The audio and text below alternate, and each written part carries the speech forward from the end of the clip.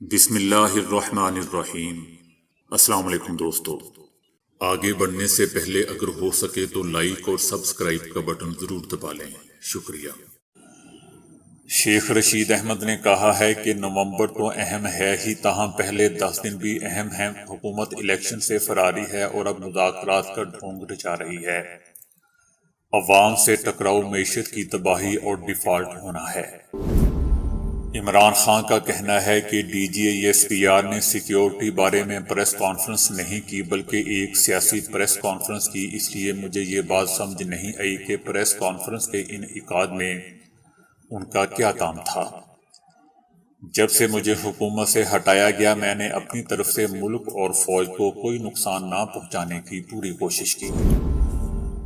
عمران خان نے کہا ہے کہ عدم اعتماد کے ووٹ سے پہلے اسٹیبلشمنٹ کو اس بات کا علم تھا کہ ان کی حکومت گرانے کی سازش کی جا رہی ہے۔ میں نے بار بار کھلے عام جنرل باجوہ سے کہا تھا کہ اگر اس وقت یہ سازش کامیاب ہوتی ہے تو اس کا براہ راست اثر معیشت پر پڑے گا۔ اب یہاں توسیع کی باتیں ہو رہی ہیں۔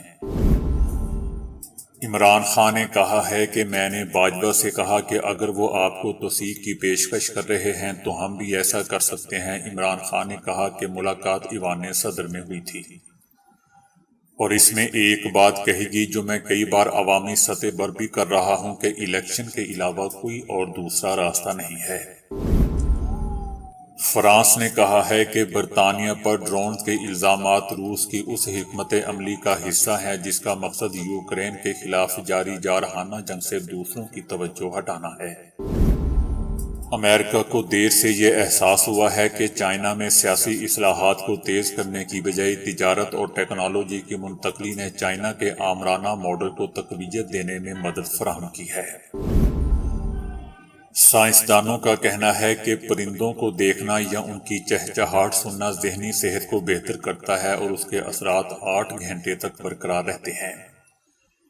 جنرل سائنٹیفک رپورٹس میں شائع ہونے والی اس تحقیق کے نتائج دنیا بھر کے لوگوں پر مبنی ہیں، ان میں وہ لوگ بھی شامل ہیں جو ڈپریشن میں مبتلا تھے۔ تو دوستو ابھی کے لیے اتنا ہی۔ ویڈیو کو لائک اور شیئر کرنے کا بہت بہت شکریہ۔